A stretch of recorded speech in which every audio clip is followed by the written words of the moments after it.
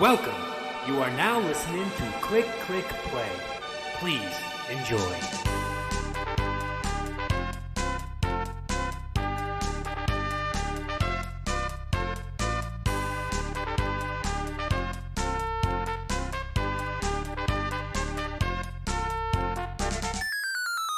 Fight! Hello and welcome to Click Click Play episode 120.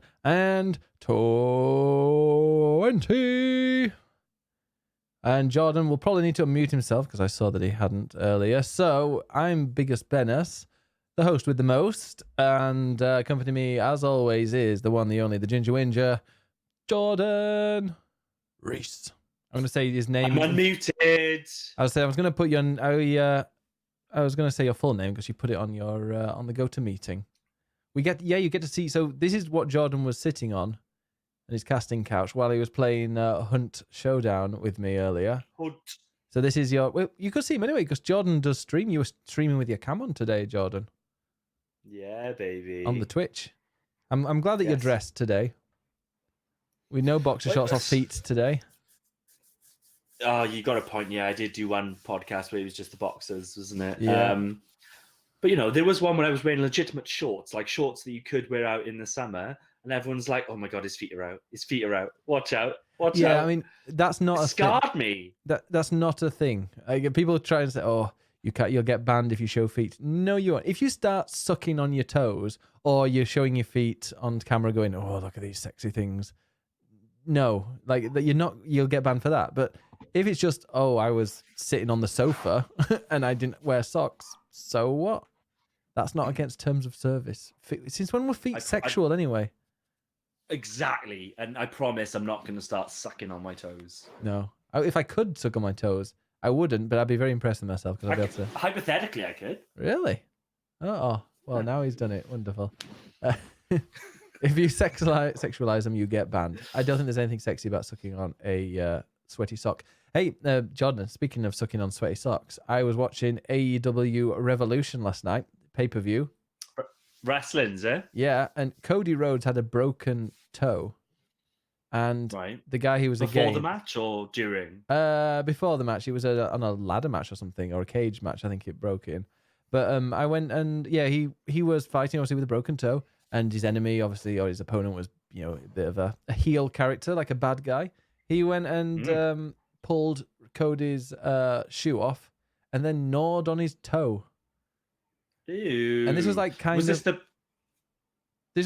Sorry, halfway into the that was like gone past the middle of the match. That was quite a bit, and like it wasn't a bare foot, but it was a sock. So it was a sweaty sock that had been wrestled in for so long, and he bit. Well, he pretended to bite on it, but he had it in his mouth.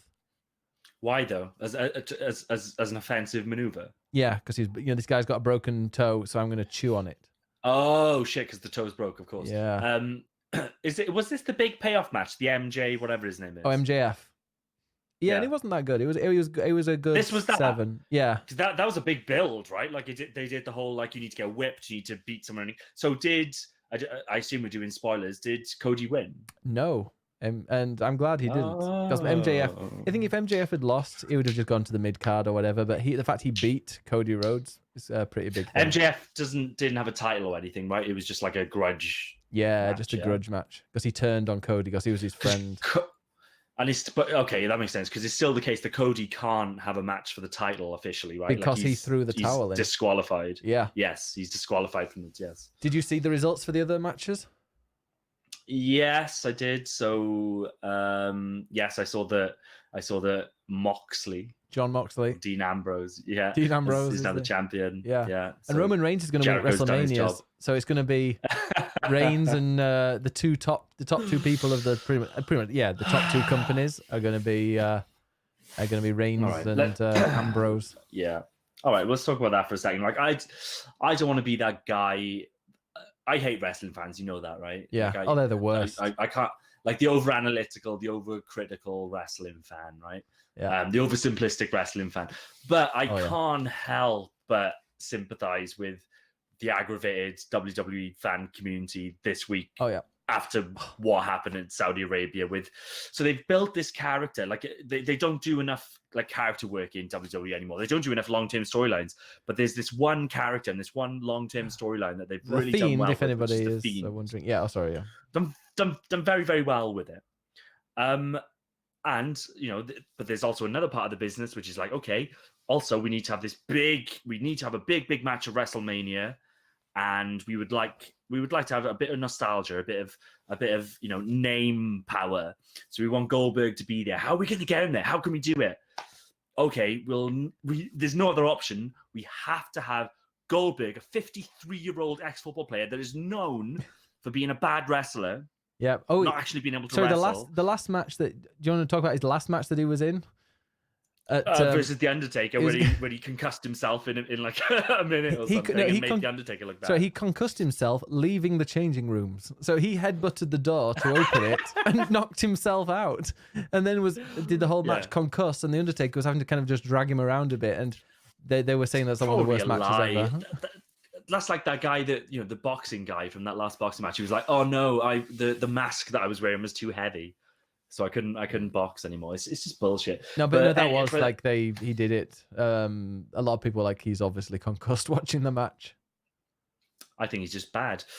And you're wrestling. You've got two 50-odd-year-old guys in the ring. Yeah, it's probably not going to look good anyway. But anyway, my point is, people overanalyze wrestling. They're like, well, this had to happen. It had to be this way, otherwise X would look bad, or we couldn't get to Y scenario. It's just wrestling. You can write whatever you want. You have multiple shows per week, and then pay-per-views, and monthly events and whatever else. You can do you could literally do something off camera and just say on Twitter that this happened. So I don't understand how they got themselves in the situation where they said, okay, in Saudi Arabia, we have to have Goldberg defeat the hottest thing in wrestling. Yeah. It just has to happen. It's all dude. And it's such like, and Goldberg is like the type of wrestler where you can only have like a 2-minute match because he just gets his moves in and then wins. Like, he can't really do much more than that. So it couldn't even be. He had an alright one with Brock Lesnar at WrestleMania, didn't he? Like, it wasn't the worst. Brock Lesnar is of the same ilk. Like, don't get me wrong. Brock Lesnar is 10 times the wrestler that Goldberg is, but it's a similar type of deal where Brock Lesnar is never going to do a 60-minute Iron Man match with Shawn Michaels, right? Like, no. It's a different type of wrestling. But I just don't understand how WWE painting themselves into such a corner. And they're not stupid. They must have understood like how this would look and how people would react to it. And if they want Roman Reigns to win at WrestleMania, like, this is the worst possible way to do it, because everyone's still going to be annoyed about the theme. So they said that they apparently Vince thought this was the only person that thought this was a good idea. It doesn't surprise me. So obviously it went. But also they said that they're making Goldberg beat the Fiend, so he gets all this heat, so that when Roman beats Goldberg, everyone will cheer. People can see through exactly what they're doing. He's going to get booed. The whole thing's going to get booed. It's going to be like that match when those two guys, was it Brock Lesnar and so-and-so were leaving, and they both got booed to high hell for the whole match. What was that? Yeah. There was the Brock Lesnar... There were two... Is it like recent stuff or a long time ago? No, it was a fair... Let me see. Brock, WrestleMania, boo. It was... which one? I think it was Goldberg v. Brock Lesnar. Yeah, so that's a long time ago. That's an atrocious match. Yeah, like really, really bad. And they both got booed because they were leaving. But I think the Reigns and Goldberg, there's going to be a lot of booing in that as well. Although when it's WrestleMania, the people maybe aren't as the people that go there like, oh, they're going because it's WrestleMania. So whether they'll be as into it as into booing, there's a lot of WrestleMania is such a big deal that like. A lot of people watch WrestleMania that never watch wrestling for the rest of the year. So I understand it in terms of you need to get all, that's why they have the celebrity appearances and all that kind of stuff. The whole thing of WrestleMania is get as many like headline winning household names in the mix as you can, because that's going to get the mainstream audience in. Mm-hmm. But like I said, it's such a flexible proposition is wrestling. Yeah. Like, you can write whatever you want. You can do whatever you want. Yeah. And I get it. I get the basic wrestling math of, the Fiend is really hot. He's undefeated. He's essentially invincible. So if if Goldberg comes in and beats him in 2 minutes, therefore Goldberg's invincible. But it's so transparent that it just doesn't wash at all. And the people that they want to attract wouldn't know who the Fiend is anyway. So it just doesn't. I refuse to watch that the match. Opposite. I didn't watch it. Again, I knew the opposite there is. Yeah. The opposite is Brock Lesnar Undertaker, right? So, like, as much as that was controversial at WrestleMania to have Brock Lesnar defeat the Undertaker, that did give there was a lot of energy that transferred to Brock Lesnar because of that win. Like the Undertaker, this is not that. Undefeatable. He was unbeaten at WrestleMania, but it's not like he was. It was like a 2-decade streak, not like a 6-month. Thing. Against somebody who was probably like the strongest and the toughest guy ever. Like if it was Brock Lesnar that took down the Fiend, that would be way more believable than Goldberg. And it wouldn't be a 2-minute match. Well, it potentially would be. He would just do some suplexing, but it wouldn't have to be a 2-minute match. Oh no, I think whereas Goldberg, you just know it. You know it has to be a 2-minute match with Goldberg. Yeah, if it'd been like a 15-minute match where also they should have never given him the title. I mean, it should never have been. Or like I said, I've said this a million times. I have literally on Twitter. Just check it out. Why didn't they just put him in a stipulation match? If they want the Fiend to lose to Goldberg, put it in a ladder match. Like tie him up or something. This is what I mean. Get some handcuffs out or something so he can't go up the ladder. And there's so many other ways. You could do anything. Or what about do anything? Even like an Inferno match. An Inferno match and he rolls into it and then he's gone and he comes back with fire. I don't know. Look, there's so many other things they could have done. So who am I, right? I know fuck all about wrestling. I'm not paid enough money to possibly book all this stuff. But it seems like the Fiend is going to be fighting John Cena at WrestleMania, right? Mm-hmm. That seems likely. So why on earth wouldn't you do something at Saudi Arabia to tie that in to make it be like, oh shit, Fiend would have won, but obviously John Cena wouldn't come down and interfere. He's not that type of character. And I think he refuses to go to Saudi Arabia as well.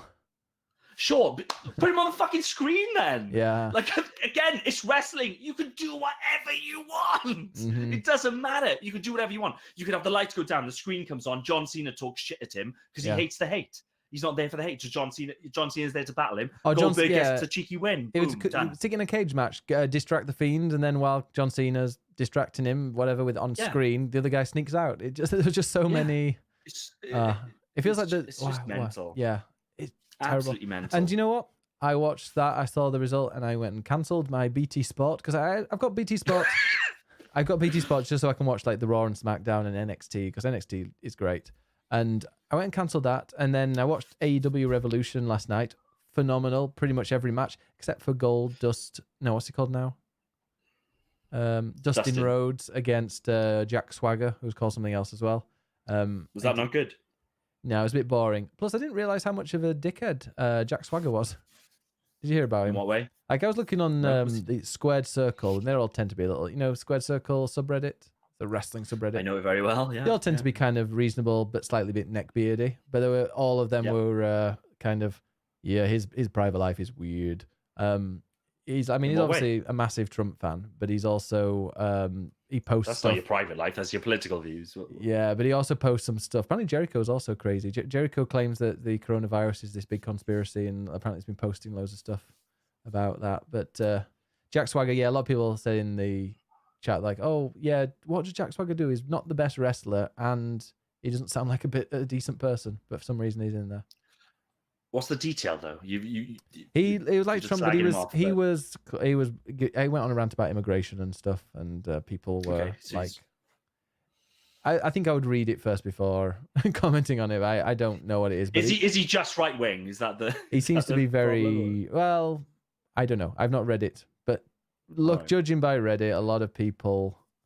Jack sort of had that terrible shtick where he was an extremist for a while. Was he an extremist in kayfabe? Or was it a shoot or a work that he was an extremist? Who was the guy that was it Jack Swagger that was that real American guy and he was going and We the People? That's him, yeah. Now I get confused with him and Mr. Kennedy. But what I would say, his political views aside, and I wouldn't criticize him just for that, but he is legit. Like he's undefeated in MMA. He's an actual fighter, Yeah, he beat what's the name of though? Yeah, Dustin Rhodes. There wasn't a good match. Second match was fantastic though. Darby Allin against Sammy Guevara. God, those two were great together. I'd watched a few. A lot of people in the chat were saying how Darby Allin is like a future champion, but they're both like in their 20s. It's crazy. I think the only thing I care about in wrestling right now is Triple H and Stephanie. And they don't wrestle. So what I was going to say, I watched Revolution. I absolutely love it. And I'm so tempted to get Fight AEW Plus. I think it is on Fight TV, because I realize I can go and stream it to my Xbox, so I can watch it on TV. And it's like £4 a month, which seems very generous to watch all the Dynamites live, and like all the back catalogue of them as well. Can you watch that on demand then? Yeah. And because I'm not staying up. But I know I want to get. I think AEW's. They just know. They do what makes sense. If AEW, the people who book those matches, had been booking WWE, people wouldn't be complaining. Because I'm watching it, like, you know, when what's his name won, Dean Ambrose, when he won last night. Nobody. Well, it was like 50-50. Who's going to win? Oh, I mean, yeah, Jericho could win, but also he could win it. You went in not knowing what the result was going to be, whereas with WWE, you're like, yep, okay, this has been set up for this. It's obvious that this has been set up for this time. But counterpoint, what I would say is that I tend to compare AEW to NXT. Like AEW, it's just not the same proposition as WWE. Like WWE is trying to spin so many plates, and way too many plates that they should be spinning, and obviously they suffer for it. But like, in terms of scale, in terms of viewership, in terms of the product that they're actually making, like NXT is the one to compare to, and I personally prefer the production and the wrestling of NXT. Yeah, I mean, I like both. I think when it comes to NXT versus AEW, I would say they're both just as good for me. I like both of them. The characters in NXT are just as well rounded, and the storylines are cool. I don't know. I need to watch more AEW. AEW skirts a little bit too close to the independent shit for me. You know, that's the one that rides a skateboard. I'm like, that was so cool. That was cool. I'll watch it. Do I need to wrestle? Yeah, you do need to. Did you see his? No, I don't. Like, you didn't see his dive at the beginning then? I haven't seen any of this, to be honest. Like, right now, I'm not watching any wrestling because it's not worth my time. And to be honest, like, if I get that WWE is completely shit. If WWE, like, it's not going to happen. If WWE went out of business tomorrow, I wouldn't watch another second of wrestling in my life. No, because I'd be like, cool. Wrestling's done. It's no heartbreak. I'm good. I've still got really cool horror films. I've still got fucking loads of really good video games to play. I've got podcasts on Sundays with Ben. So, we can, there's plenty of things to distract me. I could absolutely do without wrestling in my life, but I do have a loyalty to WWE that I will continue to, I don't even watch. I can't remember the last time I watched a full Raw or a full SmackDown. I can't imagine doing that. No. Well, 5 hours a week of that. Oh, I used to, but I used to be doing other things at the same time. Oh God, no! Like I just go on YouTube and watch Cultaholic, which just tells me this happened, and he was this good, he was this good, he was this good. Well, let me. And then maybe I'll watch a pay-per-view. Yeah, I'm posting in the chat, Jordan. This is the opening section for. It just kicked ass this right at the beginning of their match, or his match against Sammy Guevara, which I thought was pretty awesome. It just came out of nowhere. The song I didn't make. I just took the other guy's epic as well. Yeah, there was a really if you want to watch a good AEW match, that one was, for me, was the best. But everyone goes on about how the tag team match was the best, but I think it went on a little bit too long. It got really good for like the last 15 minutes, but I'm sure the match was on for over 35. Like, it was going on a bit too much. Okay, but John Moxley won. But that's what I like about it, though. Kind of, I didn't really know who was going to win, and a lot of people didn't know who was going to win. Also, Aubrey Hebner, amazing. The ref. Yes. Is she Hebner's daughter? Yes, she is. Is that? Oh, yeah. Good for her. And she's brilliant. Yeah, she was awesome. Also, women's champ is a trans woman of color, which is like, you can't imagine Vince ever agreeing to something like that.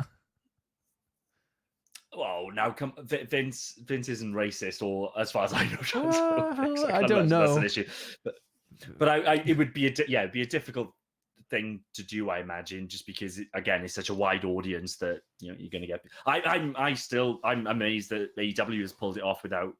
Yeah, think what a lot of wrestling fans are. You know, like think about neckbeards, culturally what they are and stuff like that. I haven't dug into comments and things, but I've got to imagine there's a certain subsect of Reddit of YouTube, and this is what I mean. Very little that do you think they just don't know? Do you think they don't know? No, they do. And a lot. Sometimes every now and again, like when that match was starting, I saw somebody posting like, "Oh, it's Nyla Rose," and I don't want to hear any transphobia. And like literally all the comments on that were just like, "No, it's not going to be any." Also, I love that JR is so cool with it. He just keeps going, "She's an amazing woman. She's the strongest woman. This is the best woman." And like he keeps saying "woman" again. It's like, okay, JR, we know you're. Is that almost like he's trying too hard? Though, a little bit. It's like he's like he's got he's got to say the word. Like for somebody like that, somebody from like Southern America of that of that age, like that's probably a difficult. That's probably a difficult pill to swallow, you know. Also, Nyla Rose is awesome. She's she's China-esque in kind of brute strength and power. Maybe not with actual those muscles. Nia Jax and China if they mix together.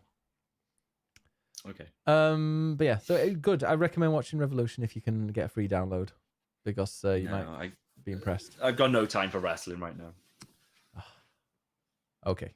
Anyway, so let's get rid of wrestling. By the way, Jordan, Happy New Year, Jordan. Pardon?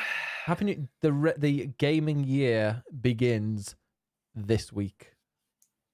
Why? Because games actually come out this week. This is when the start of like any decent games this year. The Division 2 expansion comes out tomorrow, and then in about a week we've got Neo 2, and then after Neo 2 it's the Doom, and then it's Animal Crossing, and then it's just snowballs.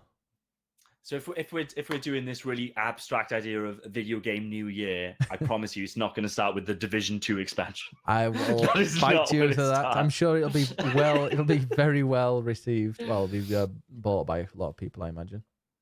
We'll see. By the way, Gado, in the chat, we don't have any questions because we haven't really done questions for ages. Question time. So if anybody has any gaming related questions, feel free to ask them, and we'll answer them at the end of the show. Yeah. But that's some good ones. Yeah, about time. Game time? Games. Jordan, what games have you been playing? I'm going to kick off with one that I think I feel like we need to ban it. I feel like we should. Oh, John, I was enjoying playing with you and Don earlier. I don't think it was not that one. So I've been continuing to play Final Fantasy 14. We've talked. I feel like we've been talking about that game on this show for years. I think that the next time that we talk about it, I was going to say when the next expansion comes out, but that's not going to work because when I finish the last expansion, I assume they'll want to talk about it. Oh, Scotland's joined in with the coronavirus, by the way. First. Oh, great, good. First thing, good for them. Yeah, good. Yeah, great. So United Kingdom. So I've been playing Final Fantasy 14. I have finally finished Heaven's Ward. I'm out of it. Done. No more saw snow. It yesterday, Ben. No more snow. No more snow. No more that fucking little. Done. Oh, I turned the music off. Gone. Don't turn the music off during Shadowbringers because the music's brilliant in that. Yeah, I've just turned it back on. So I'm on what's the one I'm on now? The Stormblood. Yeah. Stormblood. Don't you think it's weird? They had two expansions that are both SB. I guess. So I've just got to that. I just want to let everybody know that I've just got to that. But what I would say is I'm playing as is it Dark Knight? Is that right? Yes, I like Dark Knight. I've just started playing as Dark Knight as well. That's really weird. It is Dark Knight, right? Yeah. That sounds weird now I said it because that's Batman, right? DRK. Okay, it's Dark Knight. And I'm doing okay. I'm doing like duties and stuff. I'm actually looking forward to. The way I used to play it was I'm enjoying just the story and the world and shit. And then when I get to a duty, I hate it because I'm not very good at it. I'm doing okay as a tank. Jordan, I kind of worked it out. Can I ask you a question? Yeah. How many hours of this game have you played? 600. And when did you realize that leveling roulettes you do daily to get some extra levels? You're simplifying this. So I knew that there were duty roulettes there. I've never tried them. Never tried. Like, 600 hours of leveling your character and playing through the game. You've never done a leveling roulette. No, because I level as I go. I level as I go through the story. So you do like side missions and stuff? Yeah. Okay. Just like I don't know. Like that's the way I'm you just play saying the game. when you surely. do a level roulette, especially lower on, like you can do, especially if it's a level that's near to what you are, and you end up doing that dungeon, you can get like 2 levels in one dungeon run. But this is my point. What I'm saying to you is that I actively avoided the PvP stuff, whereas now I'm more into it. So It's yes, not once I PvP. get Oh, to do the you end mean of the like story. co-op stuff? Sorry, yeah, not PvP. No, Yeah. you're right. But yeah, cooperative stuff. Because everyone used to say, Immortal Jordan, what are you doing? You're doing it wrong. Oh yeah. Tank. But Jordan, Learn how to tank. You've joined the gays, haven't you? No. You've joined the fairy server. Who have you been speaking with? Jordan, you have joined the fairy server on. I'm visiting the fairy server. You have made. Did you not pay to enter the fairy server? You paid your gay tax and moved to the fairy server. I would never pay to gay, but you paid your gay tax and have joined the fairy server. Let me walk you through this, chat. So I'm there, 600 hours into my Final Fantasy 14 experience. Ben pops up playing at the same time, and I pop into chat and I say, Ben, I'm playing. He says, would you like to play with us? And I'm like, okay, yeah, sure. I said, how does this work? He said, well, you need to go to a different world. I said, how does that work? Well, you need to pay. So I looked into it. I paid £12. I moved to this different world. Now, what's the world name, Ben? Fairy. No. It wasn't fairy. What's the world name? Oh, is it? Oh, the data center, do you mean? Maybe. Oh, God, I don't know what the fairy... I'm sure people in the chat will know. Well, it wasn't as egregious as fairy. No, fairy is the name of the world, though. But okay, fine. The data center is something like Ether. Ether, there you go. So he's like, go to Ether. I'm like, fine, I'll go to Ether, no problem. Right, fine. Okay, now come and join us in our world. All right, what's the world called? Fairy. Like, okay. All right, fine, yeah. The thing is, though, John, So I've mentioned this before. It's not the gay server because every server is the gay server in Final Fantasy 14. Honestly, like the number of. I'll challenge you there, Ben, because. Wow, you found somebody. You found a lady. I booted into that server. Yeah. And I booted into the same region. What's it called? The port place. Oh, Limsa right? Laminsa. Sure, Laminsa, yeah, the mincing place. And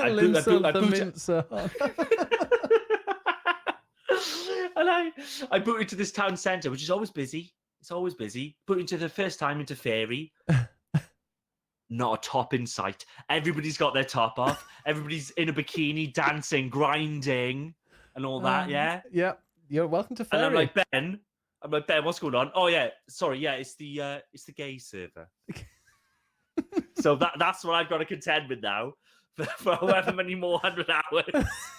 It's the next 600 hours. You're not going to see a top on anyone around there. Oh, but Kenishman says, so Ben popped up. I took him to a whole new world. Yeah, exactly. Took him to the gay server. Dare close your eyes. Are you a cat boy? No, what are you, Jordan? Are you a cat boy? How dare you? I am a bunny woman. You're the bunny woman. Oh, the Playboy lady. Yeah. Oh, I know so many gay guys that are like that because it's like, yeah, that's also very popular. Hot. It's also hot. very popular.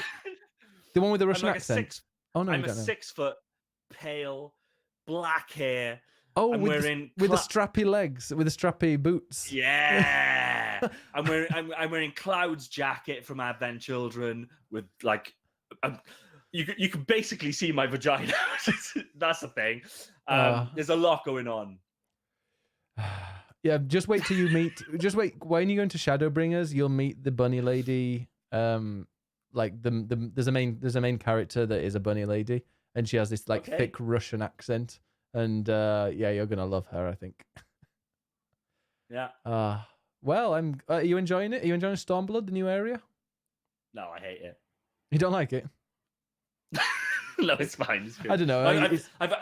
I got to the new area. It was lovely. Lovely music. Looked nice.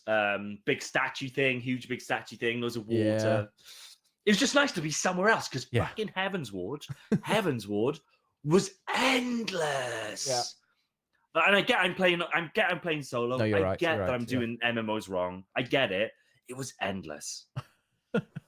And it must have been 100 hours on Heavensward alone. Oh yeah, no. Stormblood you'll finish that in 30. Like if you stick to Good. the main story, and also you're like level Great. 70 already, aren't you? So you don't need to like grind at all. But no, Evans, Stormblood is fine, and you about halfway through you switch to a totally new area, which is just shakes things up, really well. So you go to this new area, and then when it comes to Shadowbringers, like I say, you have like a new base area. It's brilliant, like it's amazing. But also that base area, you've got like at least four totally different regions as well in that new place. So like Shadowbringers is just. Yeah, I think you'll love Shadowbringers. It's epic. Like when I finished Shadowbringers, I was like, that was such a great story, and I kind of want to play it again sometime. I did see like some person riding around on a whale, which I haven't seen before. Yeah, that might be. I don't know.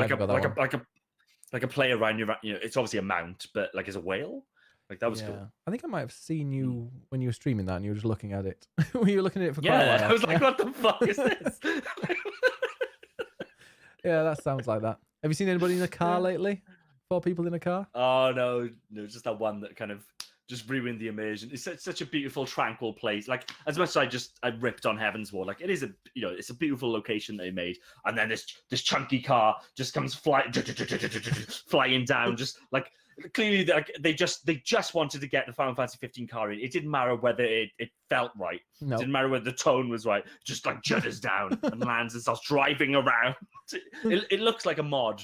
It's fucked. Astral says, I have a question that needs to be answered immediately. What the fuck did Jordan mean by the name Fairy is egregious? Well, I'm not sure how to answer that without Astral Fairy. I see. Yeah. Not your name, but the point is that the Ben trapped me in a gay server. That's the point. Trapped him in a gay server, and he can never leave unless he pays. That's the egregious bit. Nothing wrong with being called fairy. It's a little bit like Wales. That's what you want. You have to pay to get in and out. Imagine. Yeah, it's the gay trap. Once he's and in again. Yeah. Oh. Anyway, I hope you enjoy that. We'll keep updating. I'm glad we didn't speak about that for too long. just for the last 10 minutes there. Let's please not talk about Final Fantasy 14 on this podcast until I finish the last expansion. Okay. That's not a spoilers thing. That's just we talk too much about that game. Oh, why is he wearing a Christmas jumper?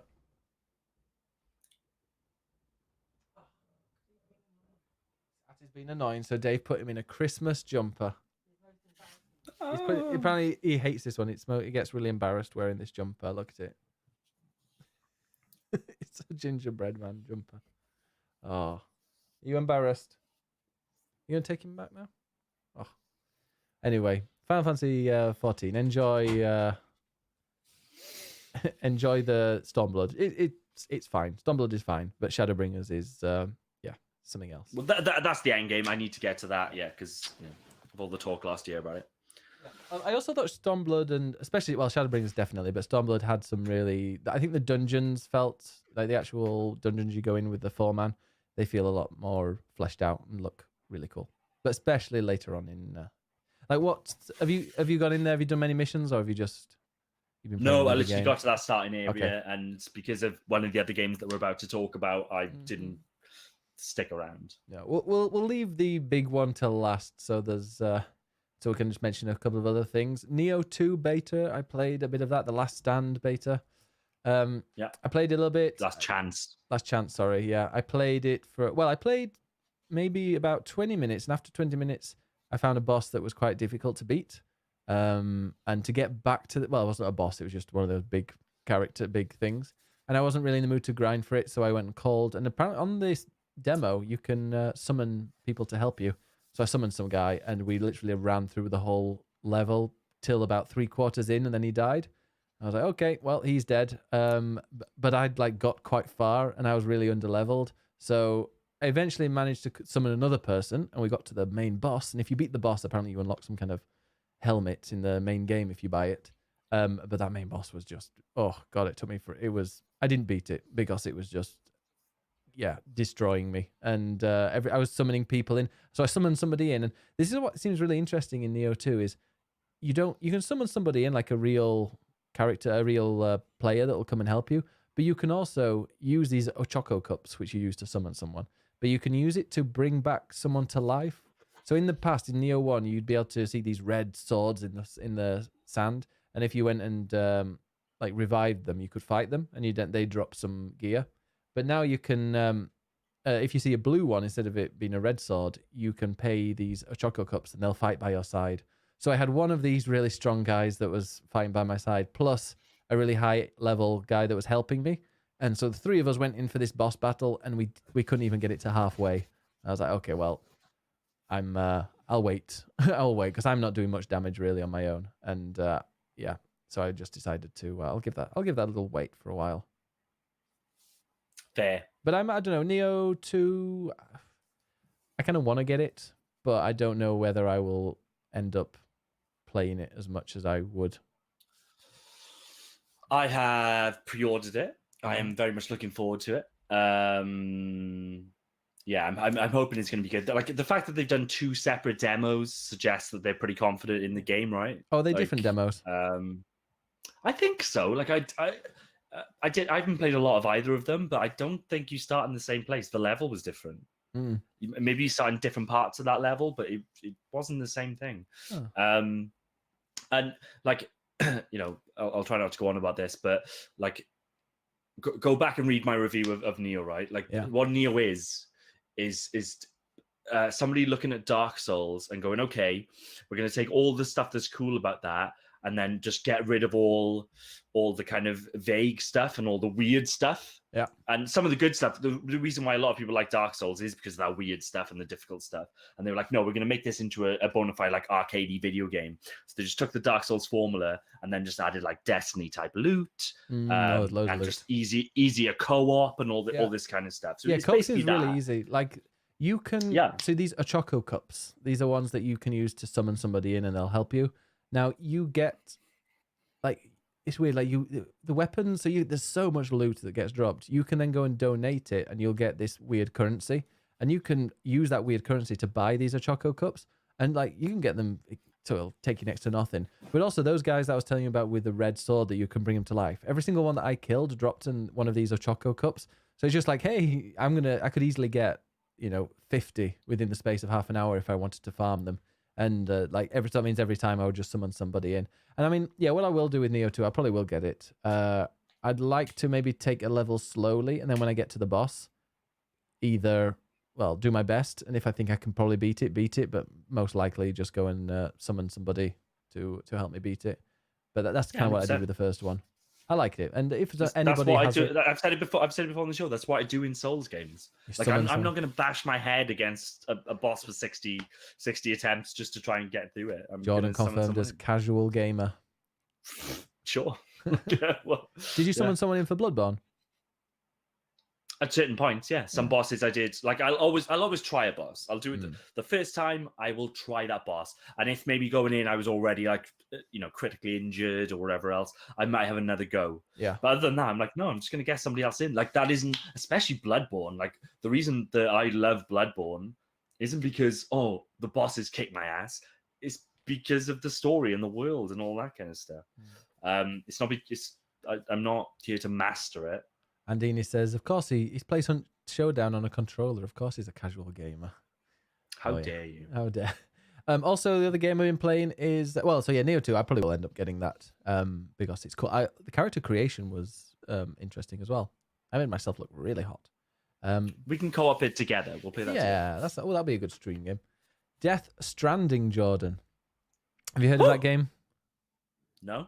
It's a Strand game by a man called Hideous Kojima or something. Sorry, give me a sec. Oh. He heard the word Hideo Kojima and just had to fap. Sorry, here we go. Who? Hideous. Who made it? Hideous Kojima? Is this him? Well, I mean, that one in the middle could be described as hideous. Definitely agree. Is this the guy? Yeah. Is that it? No, that's another person. That's a lady with red hair. Is that him? Who's the lady on the left? Hey! The world building in Bloodborne is... He did frame it, yes. Oh my god, he framed it. Yeah. Oh, he's got to put it back behind the lube. It's hanging on the wall. Oh, do you try and aim for it every time? Yeah, who was? Yeah, the world building in Bloodborne is phenomenal. Maybe I should go and co-op. No, I said I will play Bloodborne when it's at 60 FPS, and the problem is that it might end up being 60 FPS if they do the like a PS4 version of it, a PS5 version of it. But sure, why not? But I'll do it co-op. I'll use Neo to get my head around it all. What was I gonna say? Yeah, Death Stranding. Sorry, Death Stranding. I've decided to just go for the platinum on it. I'm gonna work at it slowly. It might take me a year, 2 years, who knows? But I'm just slowly grinding my way around Death Stranding and really enjoying it. I've built up a road. Jordan, have you seen where the road goes? Well, there's more than one road, so no. Well, it's technically one road. There's multiple regions, so no, it's not one road. A road, so that you can't do roads in that first area. No, but the second and third and fourth, you can. What do you mean the second and third? Like the next mission, the next one is that giant area with the Mountain Knot City and stuff. There's more than one region that you can build roads, right? Or is it just the one? Well, it's one road. Two regions It's one road that goes from one side of the map entirely to the other. Yeah. And then it cuts off and it goes all the way around the back and goes up to Mountain Knot City. I was like, what? I didn't realize that you could build a road and like you could just travel the entire map by road, pretty much. Except for some bits that you have to go off road to kind of get up to certain preppers. But then a lot of people say that roads are broke and actually zip lines are woke. Oh yeah, I use both because I'm a millennial. I've used the TikTok, so therefore I can use zip lines and roads. What I tend to do is I have the road, and then if it's really close, if with the prepper I need to go, and if the person where I'm delivering from or taking the delivery from is really close to the road, I'll just leave it. But if they're about, a 10-minute walk, then I can just put a couple of zip lines up and get there. Because in that region, you've got so much bandwidth, you can put these zip lines up and do it. And that's really what I'm doing at the moment, is trying to get 5-star on all the different areas. I've met Conan O'Brien. So I saw Conan O'Brien. I've got my otter hat. And then I also... The collector, sorry, yes. Did you ever meet him in your playthrough? I did. Oh, yeah, no, I didn't. I think you have to. I think he's part of the critical path. No, he isn't. Is he not? No, he's just he is a specific order, but he's not part of the main stuff. I think one of it. I think his first mission is. I never saw him. On your first playthrough? Yeah, no, I never saw him. I saw him for the first. I unlocked him for the first time in my. Okay. Oh, fair enough. And there's a few people in my first playthrough I didn't unlock Kojima, Jeff Keighley, or what's his name again? Forgotten him. Conan O'Brien. Or the guy from Famitsu. Little chubby guy. But yeah, I went, and also I've been going into Higgs. Have you been into Higgs' lair? Yeah. Yeah. So I'm doing all the stuff that I should have done in my first playthrough, but that game is beautiful, and I'm playing it with the Death Stranding soundtrack just playing on in the background, and it's perfect. I don't know why they don't let you do that in the game. Yeah. But that's all I'm doing really. Just going for the platinum. I've got 70% now. I just need to 5-star. I need to locate. There's like a couple of areas that I've not unlocked yet. Did you unlock all the areas when you played it? What, when you say unlock areas, like in terms of opening the network? Yeah.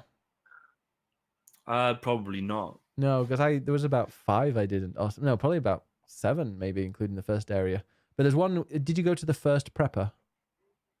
Yes. Yeah, God, it took me ages to get up there. Then I got up there and he's like, oh, can you go down to the very bottom of the mountain on the other side, collect this for me, and then come all the way back up? Fucking hell. Sure, yeah, but can I put the bandwidth so I can set up a zip line? No, nope, okay, right. Yeah, so that took me a while. But I just like an epic journey all the time with that game. It's a fucking great game, isn't it? It is. Let's face it. Like he smashed it. Fair play. I love it. And I just like chilling. Like that's how I play that game. I just chill with it. Like, okay, I need to go from here to here. Obviously, I loved it, but I was like second guessing myself. But the fact that you like it as well. Well, do you know what I mean? I like boring games. Yeah. I quite like games that are very chilled, and very relaxed. I love Fire Emblem as well. That's a very chilled, relaxed game. Yeah, it's a really good game. Also, by the way, just before we move on to our main game, I played a bit of Wargroove because I wanted the Fire Emblem itch to be scratched, so I played some Wargroove, and it was good. It kicked my butt, and it's not very forgiving. You can't go back like you can in Fire Emblem to change the mistake, and they can take quite a long time, these battles. So if you see that the battle's going south, you're a bit screwed. But it's like a pixel art Fire Emblem with a little bit more depth, and there's like, this is how to get a critical hit, and you're using this tower to produce another person that will fight for you on your side, and there's lots of mechanics going on. It seems really cool. I don't know if I'll go back to it. The company that makes them, Chucklefish, they were the developers. They were in the chat, which was awesome. There's a new game coming out called Earth something. I want to say Earthbound. Does that sound right? It's definitely not Earthbound. No. What am I thinking of then? That's a classic Nintendo game. What's it called? Wait, it's here now. It is Eastward. Eastward, which looks good. All right. But yeah, but I probably won't be playing any more of that. I got it on the Switch. What is Eastwards? Don't leave us hanging. Eastward what is I just like the aesthetic of it. I haven't really seen. Eastward is it's like a post-apocalyptic. Google the image of it. Show us a picture. No, you show us a picture. Put it to the screen. I'll put it to the screen. Right, 1 second. There. Oh, no, this one. Kind of like a very... Yeah, I think I like that. It's a bit blurry, but yeah, I think I do like it. There's a little bit of this in there as well. So think of like a cyber kind of punky. What's the name of it? Let's just see what it calls itself. It's a beautifully detailed and charismatic adventure game with RPG elements. It's in the near future, society is starting to collapse with the human population shrinking to an all-time low. It's coming out on the Switch. It looks awesome. There's similar letters in both names. Exactly. Yeah. Go and to it. I'll send you a link because the screenshots are stunning on this. There we go. Yeah, Google. You go and click on the screenshots on that. I sent it on your WhatsApp. This is great for podcasts. There's similar names in both. Irian, thank you so much for the host. We're just waiting for Jordan's opinion. I've already said I like it. Yeah, it looks good. Nice. There we go. I like that style. When's the Long Night coming out? Never. What happened with wasn't there a odd thing happening with a developer or something? I think. Is he called the Long Night? I think he held slightly different views to everybody else on Twitter, so people hated him for it. I think was the issue. I don't think it was called the Long Night. No, what was it called? It's the. You know which one I mean. It's on my Steam wish list. No, Long Night is a different one.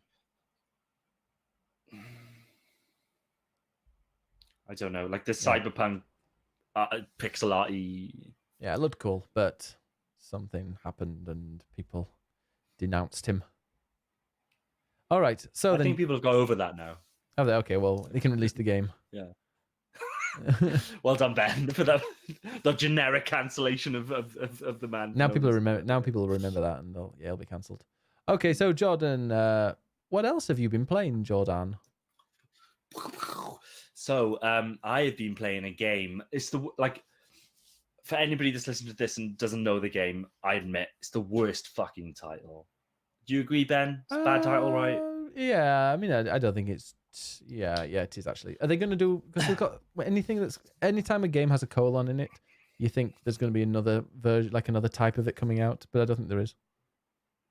It's so generic. So this game is called Hunt Showdown. Two generic words that it does kind of describe the game. And I'm a big, like, the way I think about names for things is that like you can have a bad name, but the whatever the name is associated with, if that product is good, then actually the product kind of makes the name, if that makes sense. It's the same with bands, it's the same with films. Like you can be like, oh, that's a weird name for something, but then when something's really good, it kind of makes the name good. Does that make sense? Yeah. Yeah, if you understand. Like Hunt Showdown, I love this game. It doesn't make the name any better. Like the name is really generic. Put that to one side. Do you know what this is a spiritual successor to? Would I know it? No. Well, you know the game. Darksiders. That's not true. Hunt Showdown is a first-person blah, blah, blah, blah, published by Crytek. The game is set in the late 1890s and details the hunters who take down various monsters that have overrun the world. The game was originally in development at Crytek USA, who wished to create a spiritual successor to Darksiders, a video game. Yes. Under the title Hunt, it was called Hunt: Horrors of the Gilded Age. Well, I think I prefer that name. That's not the game that we've played this week, is it? And then it was shut down due to financial issues, and it was brought to Crytek headquarters. The game, under the new title Hunt Showdown, was re-announced on May 2017. Blah blah blah blah blah. All right, cool. So that isn't the game that we played. So it's based on Darksiders. No, it's not. But so let me chat through what this game is. So the way this game works is that you load into a large map. You can be in a team of either 1, 2, or 3 people. Oof. Within the map, there's either 1 or 2 bosses that you need to locate. The way that you locate these bosses is to find 3 clues. If you press a button, you'll go into a certain type of vision. It'll show you where the nearest clue is. You go and find that clue. Once you've got 3, you know exactly where the boss is. I love how you say map. clue. Clue. Okay. Clue. You can go and once you get the 3 clues, you can go and fight that boss. If you kill that boss, you can loot that boss, and then you need to escape the map. And if you escape the map with the loot from that boss, you get a lot of XP. Very simple, right? The complications are that can somebody be recording Jordan, because the amount of people have come in like in the last couple of days saying, "What's this all about?" It's like we need a recording of it. We can type !hunt and it'll tell people what it is. The amount of people that I've explained, I've made 5 people buy copies in the last week. Oh yeah, so I've on like 3 or 4, haven't we? You've heard me like during the streams. This has been 3 or 4 people have bought this game. So if you escape that loot, happy days, got XP. The complications are there are 12 players that have loaded into that map. So you could have 4 teams of 3. You could have multiple teams of 2. You could have 12 solo people playing. Unlikely. But basically 12 people playing on that map. And all of you are vying to take down at least one of the bosses, to loot that boss and escape. Obviously, you're going to try and stop each other from doing that, or you're going to get in each other's way. There's also AI combatants on that field. So there's zombies, there's special types of zombies and stuff like that. And that's basically what the game is. The aesthetic is 1800s Southern America. Because how gorgeous it is as well. Very good looking game. So this game is made by Crytek. That's kind of a fallen developer. They make the Crytek engine. They originally made Crysis. That's what Crysis game that doesn't run on anything. Exactly. Yeah. You know, they've if you go back a few years, they were kind of the benchmark in terms of PC gaming. This game is a very, very good looking game. Like I said, essentially 1800s aesthetic. You're going around shooting zombies, occasionally bumping into other players. Ben, anything you want to? Like I said, it's stunning. I'm playing this on max settings, and apparently it's only a third of my graphics, because it tells you I love it when it does that, when it tells you how much of your graphics RAM or whatever it's using, and it's like, no, it's only a third even on ultra. So I'm playing it. It looks absolutely stunning. I'm getting like Red Dead vibes. Obviously, nothing. That's kind of where the similarities end, but it's set in the same time frame, I think, as Red Dead Redemption. So you're like, in the swampy areas, like there's got the sun shining through. I love the aesthetic of it. It looks stunning. The music, for some reason, it plays Happy Birthday every time you load the game up. I'm not sure why, but I really like that. In-game, I mean, when we talk about the bad stuff, maybe the menus we'll discuss. But like in-game itself, you know exactly what to do. It's just so simple. Okay, well, us 3, let's go and find a clue. Okay, we'll go get the clues. Once we've got them, we need to go find the boss, get the boss, kill the boss, sort him out, and then leave. Like that's so simple, but when you include It other sounds players so in there, simple. yeah, Yeah. when you include other players, There's a lot of emergent gameplay. Like as soon as you start, we'll start going towards a clue, and you'll be like, okay, there's a special type of enemy over there. a flamer. Do we want to confront it? A flamer. So the way that this game works, when you end a round, so it could be that you just died, somebody shot you or an enemy killed you, you'll still get a load of XP anyway, everything that you did. So if you killed an enemy, if you found a clue, if you discovered a boss, loads of different things. So you'll still get XP. If you survive the round, the way that you do that is to escape, whether you've killed a boss or not. If you escape from the map within the allotted time, you get your full XP. So if there's enemies in the way, it's not just a case of avoiding them. You could say, okay, well, actually, let's take down that enemy because we're going to get a little bit of XP for it as well. Yeah, that's what I was doing. And it all kind of comes together like really emergently, and you just get really cool. If you watch the live streams that we've done today, like every single round, we just have such a good time with it. Oh yeah, I'm going to be posting on the TikTok, TikTok/@ apparently BiggusBennus. I'm going to be posting some clips on there later of usually just me winding Jordan up.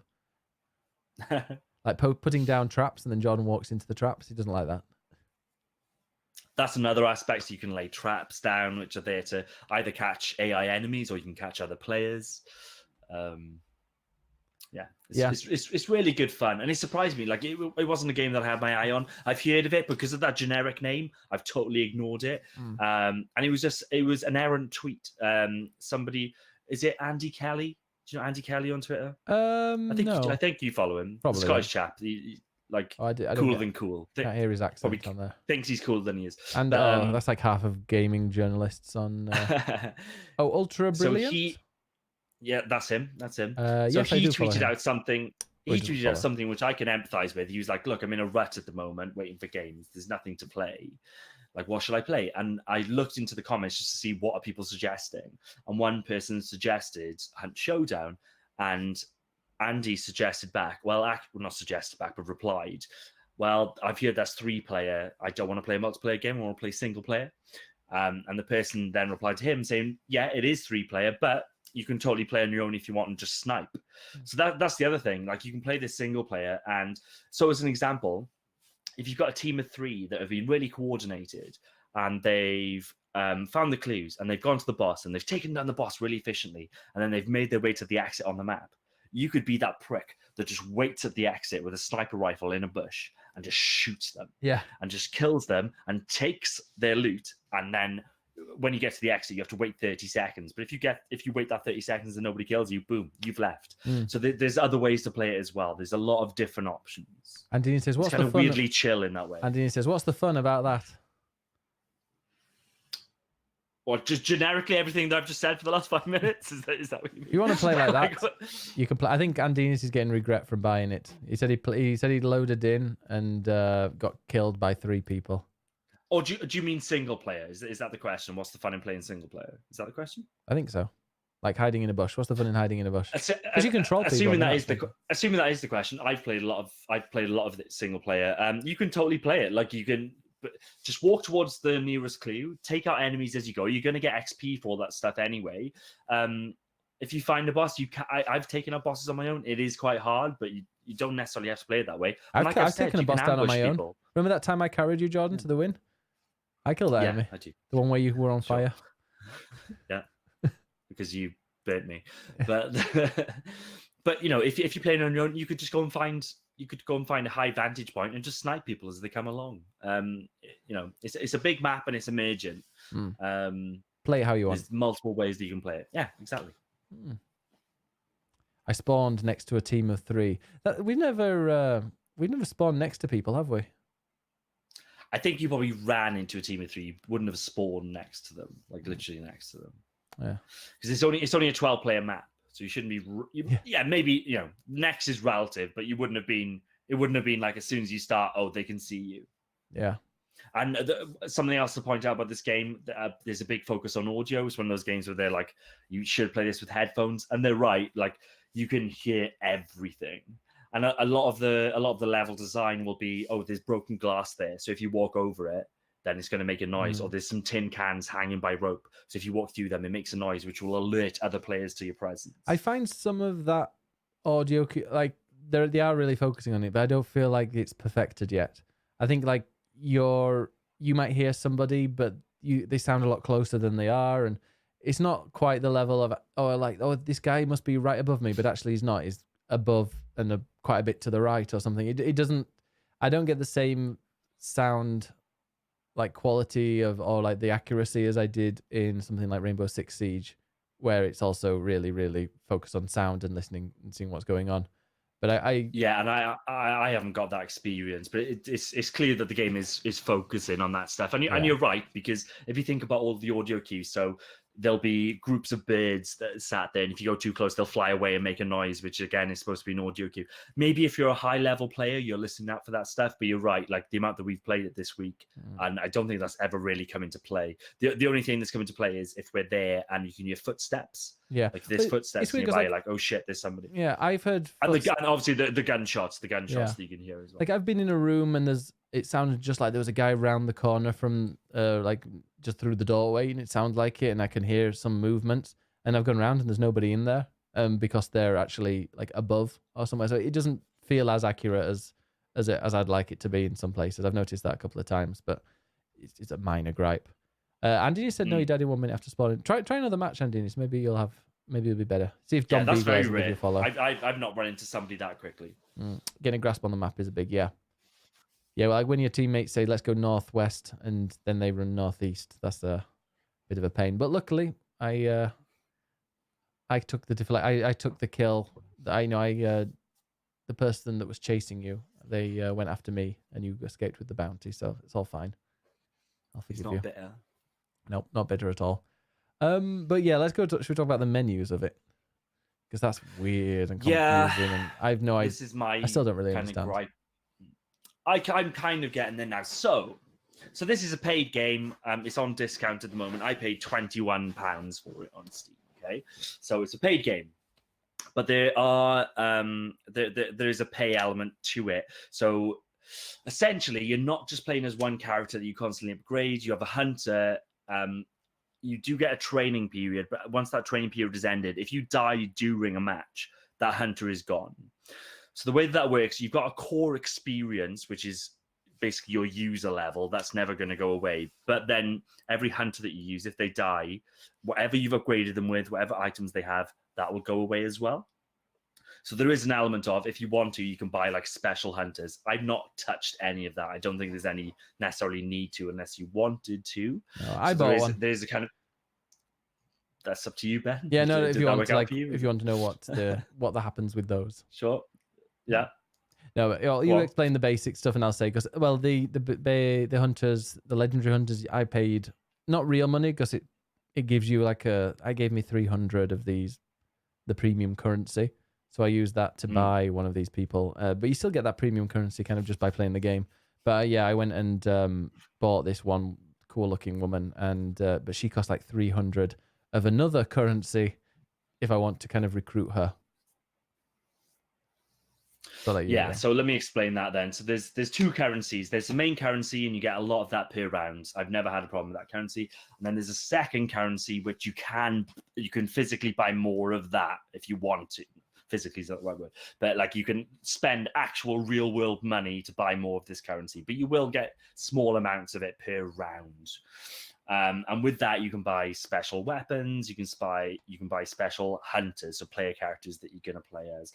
The way I would describe this, and this has only just come to me, the way these menus are presented and the way the mechanics of that kind of buy system are presented, it kind of feels like a free-to-play game, but because you've paid for it, they've kind of geared it in a way that you don't need to pay anything. Does that make sense to you, Ben? Yeah. So like if you think about the amount of currency that you're earning, you never really need to think about buying anything. No. But it's still there. And the menu's still kind of, they're very noisy. There's a lot of stuff going on. And, certain menus that kind of suggest that, do you want to buy this? Yeah, I mean, there's also like your character. So the characters that they give you, and also the weapons they give you, are all really cool. They're all basic. They're all very generic. You can get it, but then they also come up. They come up with like the legend. I think it's like legendary characters, or the legendary weapon stuff that you use the currency that you can actually buy. You pay real money to get. so to unlock these characters, and then you can obviously use them further on. And also, there's quite a bit of DLC too. It does feel like I would have been upset if I wouldn't be upset, but I wouldn't have paid £60 or £50 for this. Like I had some money in my Twitch, and I had some money in my Steam, and I had some PayPal money, so I ended up. I don't think it really cost me anything out of my bank account, but it's still like, Jesus, why are you asking and to be fair, it's not trying to be that. Like the full price is 35, right? Yeah. Like Is it on 35 PC, or 45? it's not trying 35. Okay. Like it's not as if it's trying to be like a AAA game, and it's not as if it's trying to make you buy things either. Like I don't really understand the mechanics yet of buying one of those legendary hunters. Like why would I bother if they're just going to die during a round, you know? Yeah. But at the same time, I do agree that the menus are chaotic. There's a lot of stuff going on. There's like a million sub menus. Well, me. not sub menus, but you click on one of these menus at the top, and then it'll have another 5 along the bottom, and you're like, oh, well, what am I clicking on here? I found a lore button, and there's like so in the lore button there was like another 3 different sub menus to go into. It did seem really confusing at that point. They could really tidy that stuff up. And my preference would be that they get rid of the kind of your hunter dies type stuff. I think I get it because that adds gravity to dying in the game. But I think if you just built on, I would just do it as if you die, you don't get any XP.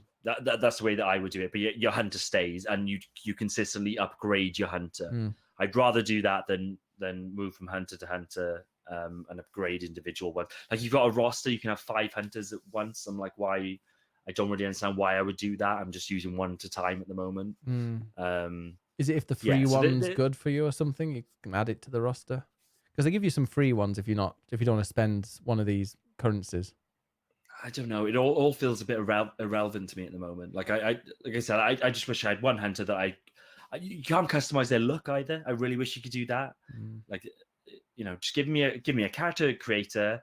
Give me all of like I do like all the guns are great, and I like the fact that you have to unlock the guns, and you buy the gun. So once you've unlocked a gun, each time that you want to equip it to a character, you have to buy it. So as an example, if you just unlocked a really cool gun and you've got your hunter, you've just unlocked that gun, you buy that gun for like 100 currency, you equip it to your character. If that character then goes into a round and dies, that gun is gone. Yeah. You've still unlocked it. You're still unlocked, so it's still available to you, but you need to buy it again, equip it. I get that, you know, there's probably some sensitivity around currency and things like that, but I think for the main currency, that works because that it's a meaningful loss. Then it's like you've bought that gun, you've applied it to a character, it's gone. That it adds a bit of gravity to the game, I think. And then he says, you get this buyable currency from completing the training in different difficulties. That's interesting. Yeah. Also, I think as well, I don't like having 2 currencies. The silver currency, the one that you get like loads of, if you extract a bounty and you complete it and you leave, oh god, you're gonna get loads. Even just going around killing enemies, like killing a bunch of a bunch of AI enemies. If you do enough of those, you're gonna get quite a lot of that currency as well. I wouldn't mind calling that like a point, like rather than having it as a currency, just having it as a point. Spending points or using these points that I've earned to kind of unlock characters doesn't feel bad. But when it's like a currency, I'm like, oh my god, I should be saving this surely for something. And this is what I mean. There's like there's that whiff of free to play to it, but it's not. It isn't geared that way. They could make it free to play. It's still got that. You're right. Yeah, if they wanted to, you can tell they could turn a few knobs on the way the game works and make it like that. And maybe they're thinking about that in the future. Maybe, but ideally for me, the way I would do it is that your hunters are permanent. You customize the look of your hunter; it's permanent. But then the items that they have, those are the things that if you die, they're gone. So if you had a really nice gun that you bought, that's gone because you died, right? And that would give then that gravity to death. Yeah. And I think then that would feel a lot nicer than what it does now. But regardless, you know, we're probably focusing too much on that menu stuff. That is what it is. And I'm getting to grips with it and it's fine. Yeah, I just need to study it, maybe off stream and just go into it. And like, that's what I did with, it sounds really weird, but Call of Duty. Have you ever played Call of Duty multiplayer? A little. Like I decided like one day I was like, okay, I'm just going to look into all of this because you've got these perks that you add, but you add these perks for the guns, and then these guns will unlock, and they've got different levels, and then you can unlock certain attachments for these, and then you got all these different loadouts, and yeah, I remember looking in Call of Duty and just being like, I have no idea what all these menus, all these things are. And I don't know if it's an age, it's me just getting old and confused, or if it's like they are getting more and more complicated. They're just badly presented. Like Call of Duty is the same. Like you can spend money on Call of Duty, right? Outside of buying the game. Yeah. Yeah. So like it always seems, whenever there's an element of that, it always seems to impact like the design of the UI and the HUD, and just make it feel, I don't know, chunky and bad. But like this game does feel in the menus. Yeah, but I mean, this game, when it comes to actually playing it, especially playing with friends, oh god, it's so good. Yeah, it's one of the best multiplayer games I've played in a long. This reminds me of when I used to play PUBG with friends, maybe even a bit of Fortnite, but like PUBG, where we'd just have a real laugh. We'd work together, we'd chat while we're farming for things, and then like near the end game, it starts to become a bit more serious. Although we don't really have any serious time in it. Maybe when we're leaving. I think once we've got the bounty, it's like, right, we gotta go. So like you say that, but like there's been a few times when we've been playing it today. So we've been playing trios today, me, yourself, and Dawn. And there's been a few times where I've noticed that we like there'll be a time where we are just breaking down laughing. Something's happened or somebody said something. We're laughing. Yeah. And then it's like 10 seconds later, somebody's like one of us has been shot dead and the other two are like hiding and it's silence. Yeah. It is like silence and serious. And we're like, where are they? Okay, they're over there. So you've got that juxtaposition. Oh yeah, like when hilarity. when you two were down and I was like hiding and just listening for these audio cues to see where everybody was, and I could see someone's light kind of peering out the window, and I was like, shot him. Yeah, that was like epic. But it's I had such a laugh with it. And I like Dogfin in the chat. So here, Dogfin Live, he gave us a raid earlier. Such a really, really nice guy. He plays a lot of this, and he's like giving us hints. Okay, you kill these enemies with this knife, and it'll do it a lot better. And you should really try and be a bit quieter as we're there running around, just shooting, going crazy, like blasting everything with a shotgun. It must be frustrating scenes, like being a good person, like person that's really good at this game, watching us play it because we just goof around. But I mean, we're not 100%. Playing to. And that's one of the things that I like about it. I haven't done any reading up on this game. I've really enjoyed the natural onboarding of it and kind of just getting to grips. Like something will happen. I'm like, why did that happen? And then a few rounds later, I'll kind of work it out myself. I'll be like, oh shit, okay, because that's the way you should do that, or that impacts this. It's dense in that way. Yeah, it's a brilliant game. Really, really good game. This is going to be, I think, one of the main games I play at the weekend because I'm going to do community weekends. And I think that's weird. That's what I actually tweeted. I was on, it was only yesterday. I just tweeted saying, I like to do Saturdays and Sundays, apart from the podcast, obviously, just do community stuff, like play with other people. But like, oh God, what game could I play? I mean, it could be a driving game. It could be, whatever. And you recommended Hunt Showdown, and I remembered seeing Dogfin play it. And I was like, well, if you're going to play it, I'll download it. And I can see this being a game I play quite a lot in the future, especially on weekends. You as well, Jordan? Sorry? Yeah, do you agree? I agree with whatever you just said. I said I'm going to be playing. I'm going to be playing this at weekends, so feel free to join in. And after a couple of drinks, it'll be even better, won't it? Right now, it's my game right now. I've got to be honest. Like I'm enjoying playing it solo as well, which I get is not for everybody. But personally, I like it's two different things. Like jumping in with you and Don is one thing. We're chaotic and we're laughing and we're accidentally killing each other and whatever else. Playing it on my own is like, okay, I'm going stealth mode and I'm just going to creep around and just like when I'm doing that, I'm spending the time between rounds to be like, okay, how do I unlock this next gun? Okay, I need to use this other. I need to use this other gun. Okay, fine. I'm going to equip that. And I'm going to purposely use that. So I'm going to use the knife so I can get the heavy knife and all that kind of shit. Have a look into seeing if you can enable aim assist as well. Fuck you. What's the next thing we're talking about? I think it's news time, isn't it? Next. News.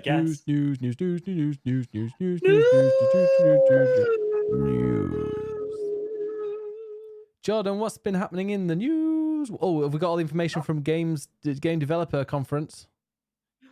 Well, it's one of them. So GDC is cancelled. What? Yeah, what? GDC is cancelled. So, like, what have they said? Have they said something on Twitter? Or do you mean it's properly cancelled? It's full on cancelled. Do you not know this? Yeah, no. I was making a joke like they were cancelled because they said something bad on Twitter.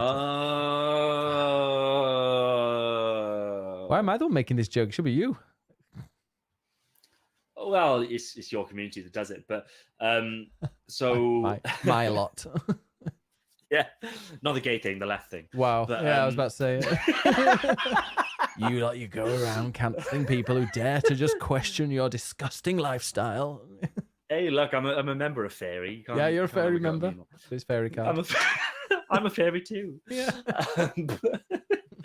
But yeah, GDC's cancelled, so this was like a slow burn thing. Admitted PlayStation fanboy, but everyone piled on PlayStation when PlayStation pulled out, and they were like, "Coronavirus, bitch." Oh, did we? Sorry, did we mention the time that when I had that Twitter spat with a guy from Ubisoft? Did we mention that last time? I don't think so. Well, you told me, but go on. Oh yeah, what's his name? Alex Navarro said like, they are getting out of Sony pulled out because they were scared of, or they didn't want to announce or didn't have anything to announce or something like that. But if you know Alex Navarro, he's very, very sarcastic, and this guy from Ubisoft replied to him. Oh no, he just cropped Alex's tweet and said, "Oh my god, is this guy serious? Is this guy serious?" And I replied to him like, "Well, it's Alex Navarro that tweeted this, and if you know him, you'll know that it isn't serious."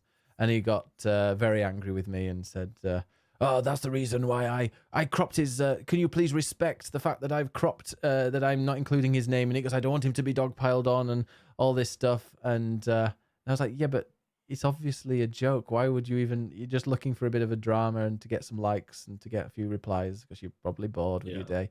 And yeah, so. Yeah, it's not as if he's making good games, is it? So he's got to do something. But he's the community manager of something like Assassin's Creed, or I don't know. But apparently he's normally apparently streams, and I think Andinis has seen him stream and says he's a really cool guy. But he seemed to be very grumpy at that time. Some people don't like to be called out on idiotic things they say on Twitter. Yeah, but yeah, that kind of ties into it. So the initial thought with Sony pulling out, because of the context of them pulling out of E3 was that, oh, here we go, Sony's pulling out of GDC and PAX because they've got nothing to show, or whatever else. But actually, they were worried about the coronavirus. A lot of other people have pulled out. So we started with Facebook, i.e., Oculus, Kojima Productions pulled out. A lot of other people pulled out. GDC has now been cancelled, and I guess it probably wouldn't make this show in terms of news, because how much do we really get from GDC? But there's a lot of doubt being cast on E3. Like I think for the rest of the year, there's a lot of doubt being cast on, should we really be doing these big events where thousands of people fly from all over the world to get together in a small hot room and then fly back to their native countries to spread fucking diseases, which I'm totally behind. If you want to read it selfishly. Yeah. Yeah, TwitchCon, great. Can't wait for that. Is that going to happen, do we think? What? Oh, TwitchCon. I'd say 50-50. Yeah. I think it's especially poignant for like these big companies, because it's like the people that they send, if they send them there and they get ill, you could literally cripple a worldwide multi-billion company. Yeah. So you can totally understand it. But I think we have got to the point now where people are like, okay, actually, it's just not a good idea to congregate and to fly all over the world and back again during a time of potential pandemic crisis. So yeah, potentially we'll see E3 cancelled and whatever else. If we want to focus in on the kind of upcoming, console announcements and all that kind of stuff, it's interesting. One of the big rumors was that Sony should have announced kind of more PS5 details by now in a kind of conference, and it didn't happen. Potentially they cancelled it, potentially not. Obviously Sony are going more down the kind of direct video route anyway, so maybe they're not planning on doing a conference at all. If E3 is cancelled, it does pose issues for Xbox, because clearly they are citing E3 as their big coming out party for. I imagine that's where they'll really, like, they've already shown the console, they've already given us a lot of details, but I think that's where they'll show us a lot of games and really, give us a price and all that kind of stuff. And this is right. Yeah, they might actually have supply issues with the production of the PS5, of where it's all produced.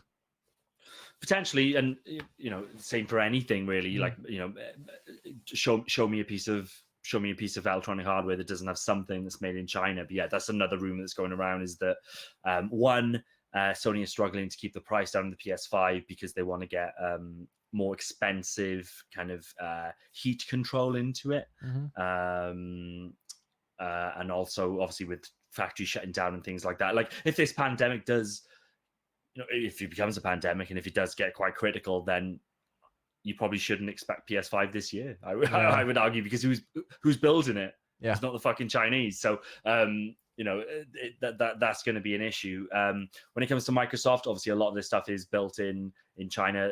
They do have more of a manufacturing base in the US as well, but they will definitely be out. Like, put it this way, if PS5 is delayed out of this year, I would almost guarantee that Xbox would be as well, because a lot of that stuff is going to be built in China. So yeah, I guess this news story is that coronavirus is going to play havoc with video games over the next 6 months at least. I saw somebody today with a hot take.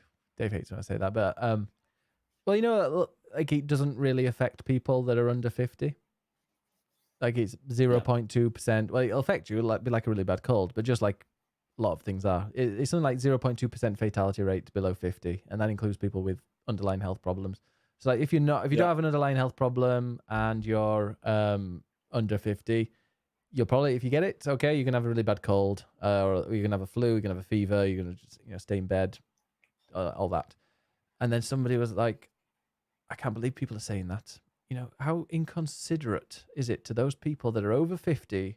Or they said it was incredibly ableist. And it was like, that's not what people are saying. People are saying, you shouldn't panic. You shouldn't panic buy all of this stuff, because if you get it, you're going to be okay. Save that stuff. These masks and the hospital supply, they need to be kept free for older people who are going to need to be monitored and looked after.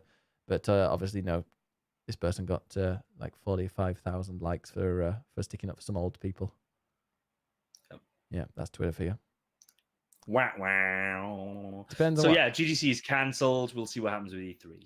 Yeah, masks generally don't prevent people from getting sick anyway. No, I mean a lot of the people are buying these masks, and it's like stuff that'll stop like carpenter dust from getting in your mouth, and not really anything to do with that, with cold. Can I give a counterpoint to that? Go on. They look cool. Yeah, although I did get a message from my dad. Yeah, it is appropriate. Talking of cool. Yeah, talking about cool. It's like Ted and Marcia just got back from their wonderful holiday in Italy. Look like Batman villains. Yeah. Old people mad, shocked. No, it wasn't old people. It was younger people going like, "How dare you say that people under 50 are as though like they don't matter." Those. No, it's like we're not saying they don't matter. We're saying that we shouldn't really panic. Don't panic, because you're probably not. Just be realistic about life. Yeah. Exactly. Okay, cool. So GDC's cancelled. Any broad. But that's kind of what I'm saying for lots of. There's loads of really like small developers that are out of pocket by huge amounts. Like they're spending pretty much their whole budget for the year on going to this. Yeah, if you want to get industry on it, yeah, it's a big issue for especially smaller publishers and developers. You've got GDC PAX, so you can cancel it. It doesn't mean that you. It's going ahead, but people are not going to it. So like a lot of companies have pulled out. So if you're a big, or not even a big, if you're a developer or if you're a publisher that has put capital into either making a demo or having a stand or paying people to go there or whatever it is, it's wasted money. But there's that's for us to cry about on this. Don't worry, there's a relief fund. Good for it, so to help them. All right. I'll make sure Mr. Wibble says there's a lot worse stuff out there, but hey, yeah. Agreed. But it doesn't seem to be spreading as fast as this. And always troubling. By the way, Jigglypuff Daddy, thank you very much for the follow. That's some great name follow today. What was the guy before? Or girl? Who was it? It was that sweet booty. Yeah, bitch. That followed earlier. It's it's weirdly been kind of a slow news week. There's not a lot of stuff going on. I could talk. I didn't put this one in the show notes, but I'll talk about Resident Evil 3. So Resident Evil 3 got a kind of a new trailer. We saw a bit more of that. It definitely looks more action focused than Resident Evil 2, and we will be getting demo. I'm a little bit nervous for Resident Evil 3, Ben. I'll play it and I'll finish it and I'll moan about it. It'll be fine. Oh, by the way, I just got an email from Dr. Don't Mark. care about you. Just got an email from Dr. Mark Pack, the president of the Liberal Democrats. Do you want to know what the subject is? No. Can you be the next wonderful person? Nope. No. Yeah, I won't open it because I can't. I'm sorry. I'm busy. Yeah. So yeah, Resident Evil 3 looks great. Graphically looks great. It looks more action-packed, which the original Resident Evil 3 was versus Resident Evil 2. I just worry about the length of time they spent building it. Like it's only been just over a year since Resident Evil 2 was released. I just feel like, how could you possibly have had enough time to make this the game that it needs to be? But we'll see. We'll see. How long was the original like to play through? The PS1. Resident Evil is not normally longer than like 7 to 9 hours, is it really? No, and like people can, they've got speedrunning communities, so they tend to get through them pretty quickly as well. But yeah, that's not what I'm saying in terms of the development time. Is what I'm talking about. Oh, Impossible Bear says it's not inconsequential to people under 50. If there is an outbreak or a pandemic, the mortality rate will be around 3 to 4% of the population. Is that true though? I thought it's already at 2%, but that includes like all people and people that are ill. But like below 50, it's like 0.2%. No. I'm not a scientist, but I reckon if it does take hold, surely that would increase. Like the percentage? I think so. The mortality percentage, yeah. Like if there's more people with it and the virus goes strength or however this shit works, like I don't know. And medical facilities being overwhelmed and all that kind of stuff, We need Brenda. Brenda does stuff like this. She can let us know. We don't need Brenda, for God's sake. Always need Brenda. Brenda will rescue us all. But apparently, I've read that there's going to be hopefully a vaccine. The vaccine could be 9 months away. Are we talking about Resident Evil 3 or? Yeah, there isn't Resident Evil 3 pandemic. Isn't that all about coronavirus? Yeah. And they've announced there's going to be a demo just like there was with the last one as well. So that'll be great. Hopefully that'll allay some of my fears. So Resident Evil 3 nearly here. Hopefully it's fantastic. The last bit of news, and this is a big one. A vaccine for Resident Evil.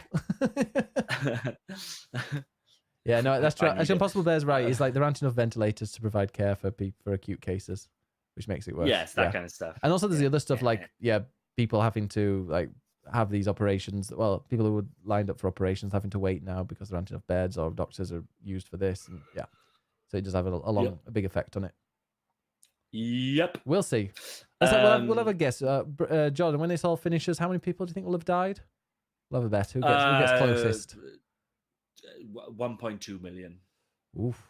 I'm going to say 635,000. Cool. Mm-hmm. Plain and safe. Yeah. I like it. Feel free to clip this and we'll go back to it in a year's time if we are still here. Anyway, if we're still the new Xbox. Yeah, if we're still here, we will. Yeah.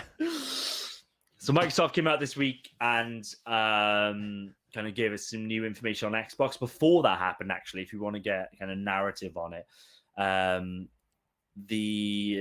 are the Cyberpunk developers? CD Projekt Red. So CD Projekt Red tweets out, and what's been the biggest question about next gen? Right, whenever we talked about it, it's been what's going to happen with PlayStation kind of games now that we buy. That wasn't the biggest question. What happens with if we buy Last of Us 2? Do we get to play that? Is it just backwards compatible? Will it be 4K, 60 frames a second, all that kind of stuff? So what CD Projekt Red has come out and said is that, you know what? If you buy Cyberpunk 2027 on Xbox, you'll only need to buy it once. If you buy it on your Xbox One, we're going to give you a copy for the Xbox Series X as well, which is awesome. It is awesome. It is really good. What you need to bear in mind is that they're already in a marketing deal with Xbox. Yeah. So there's already money that's changed hands there. But at the same time, Xbox then came out and talked about smart buy. So something with the new console is that basically wherever you buy the game, whether it's on Xbox One, whether it's on the new Series X, wherever you buy it, it's going to work across all the platforms if it's a first-party game. Okay. And do you know what, Jordan? I love that this has happened, and I love that they brought it out, because then that forces Sony's hand to hopefully do the same.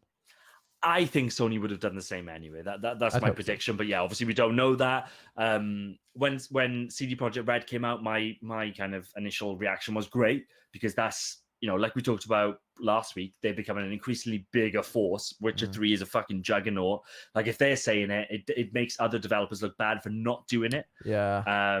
So just them saying it is good, but the fact that Microsoft are on board as well, that's I know they have a awesome. publishing and you've got deal, to and it's assume going to that be PlayStation for, will do the same. Yeah, I know they've got a publishing deal, and it's also going to be for first-party developers. But obviously, CD Projekt Red aren't a first-party developer, so we could see this not just happening to first-party games, and maybe for it'll be a complete option to anybody Yeah. that's developing for it. Something that's worth noting is that not every developer will be able to afford to do this. There are costs. Like, it's not the same platform at the end of the day. So you could have a smaller developer with a smaller budget who releases the game on Xbox One, and actually they can't afford to just give you the game on Xbox One X for free. Like, that might not bake into their plan unless it works on it. Costs. Yeah. It'll be backwards compatible, That's true, actually, but in terms of and there are intrinsic kind of upscales for Series X that will make the game run better and wherever else. But if there's a new version, they can't just we shouldn't expect everybody to give us the game for free, is what I'm saying. Yeah. Got some in. It's going to happen with first party. Good comments in the chat. Jigglypuff Daddy says, "I respect the fuck out of CD Projekt Red for that policy." Yeah, that I'm really good as well, and I'm happy to pay. I want to see what it comes out on. I'll probably get it on PC. The new Cyberpunk. I bought it on Steam about a year ago. Okay. Impossible Bear says, still shows good faith. Xbox is making really smart moves with their cross-play friendly platform borders. Yeah, they've been doing that for a good year or so now, and it's since the new generation, since they fell behind a bit. Jigglypuff Daddy says, best thing PlayStation could do for PS5 is full backward compatibility. PS1 to 4 from the disc, PSP and Vita from an online store. Or just imagine, I wonder how they'd get the PSP and Vita working, because obviously there are like some touchscreen games and that. But blow the competition out of the water. PS1 to 4 from disc, but also have a PlayStation 1 store. It'd be awesome if, you go on PlayStation Store, you can buy pretty much any PlayStation 1 game, or 2 or 3 or 4. I would love that. Hopefully they would. I think when you see the big PS5 reveal in the next month or two, you're going to see some big news around backwards compatibility. I don't think it's going to be as, as general as, you put your PS1 disc into the PS5, it's going to work. I don't think it's going to work like that, but I think it will be. We're going to have a lot of games available on the PlayStation Store that for PS1, for PS2, for PS3 that will absolutely work. But yeah, I do think that the Game Pass is just brilliant. That's the one thing, as it says in the chat. I think Xbox will have their Game Pass. It's not going anywhere. Yeah, I can't wait to see what Game Pass looks like on Xbox One X, Xbox Series X. Sorry, whatever it's called now, the new one. I'll always buy Game Pass because it's going to give me the first party. Like, I've got a PC, so I pay for Game Pass on PC because I know I'm going to get Halo, I know I'm going to get Fable, I know I'm going to get all these and all the new studio games as well. All that stuff, and plus, it's not as if Microsoft's been shy about getting kind of third party deals in as well. There's massive games that just pop up on there. Oh god, I would have I'm happy to pay for it. Absolutely killed for. I would absolutely killed for like Xbox Game Pass as a kid. I just saw like Yakuza 0 was on there the other day. Like, such a great game, just popped up on there. Just imagine having Xbox Game Pass as a kid. I'd never finished any game. I didn't really as a kid, but I definitely wouldn't have done if I had Xbox Game Pass. But that would have been, it's brilliant. And the fact that you can download it, because you couldn't always, could you? Did you have to stream it in the past? Game Pass wasn't as a streaming service. That's PS Now. Oh, okay. No, so PS Game Now Pass is the one that you can download. has always been that you get access to the games. Yeah. But PS Now you can download. The other big news of Series X is that, and this, other people won't necessarily care about this. I definitely do. The suspend feature that you've got on PS4. Yes. So Xbox One has got that. It doesn't work very well, which is exactly what you don't want. Like, I never use it with my Xbox One X. You could never trust it. Yeah. You'd put your console into sleep, and you'd load it back up, and the game will be gone. It's like, you can't do that. With the new one, they're saying that it'll fucking work, and also you can do it for multiple games at one time. Yeah, that's awesome. I would love that. that's the stuff. That's what right now. The reason I prefer playing on my PlayStation 4 is because I can just put the console to sleep and come back and start in the same place. Yeah. If you could do that for multiple, I don't even understand how that works. By the way, it sounds like black magic to me. But if that works, if PlayStation hasn't got an answer to that, they're in trouble. But that is brilliant. That's the kind of stuff. The other day, I streamed Final Fantasy VII for 30 minutes because I wanted to finish at a save file, at a save place, and I couldn't because I was at the beginning of I was going into a cutscene. I was like, well, I can't come back to that later because I'm at the beginning of a cutscene and I can't change game because it'll wipe my progress and all this stuff. So yeah, that would be really useful for me as well. As someone that plays multiple games There's at the been same games time. on PS4. There's been games on PS4 that I've never saved and I've never closed down. I've just constantly reboot because I'm so into it. Yeah. Like a big fist, like God of War as an example.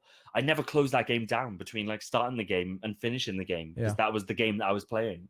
And I was just boom back into it. One button on the controller, boosh, the game's back. That's a big fucking deal. Like the fact that you can do it to multiple games blows my mind a little bit. I'm a little bit cautious about it. You've seen some stuff with Xbox One and Xbox One X where if you suspend a game and reload it, like there's a performance impact to the game. But like, yeah, I've heard that as stuff well, like that. If there's a smidge of that, then it's useless.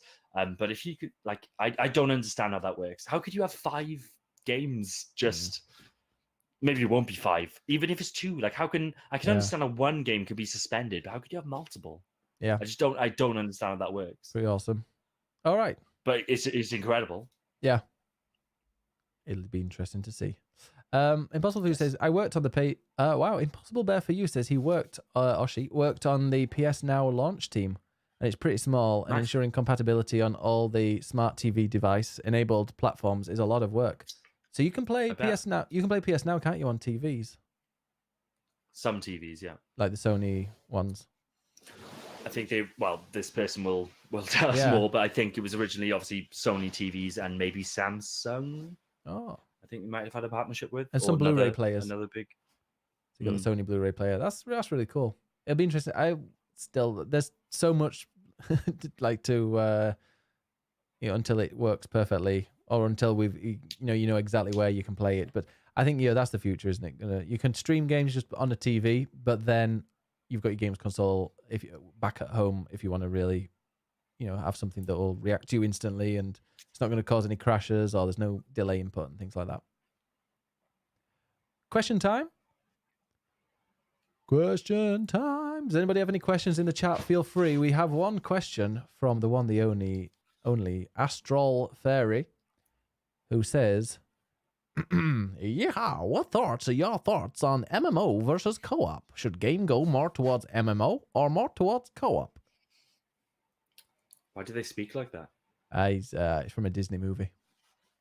Oh, okay. Fair enough. What thoughts are your thoughts on? Yeah, so MMO versus co-op. What should games go more towards MMOs or towards co-op?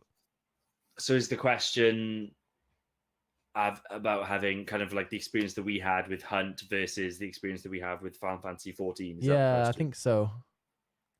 Okay. Because I still love MMOs and I love all of it, like all of it. I'm totally fine if Hunt wanted to have a little lobby that you went back to. It was like a little MMO and a lobby area where you could walk around and see other people. Sure, that I wouldn't even. I wouldn't complain about it. But yeah, MMOs. MMOs and co-ops are different games, but you can definitely co-op in MMOs. You can't MMO in a co-op. But I get the question in terms of like, there's always going to be where a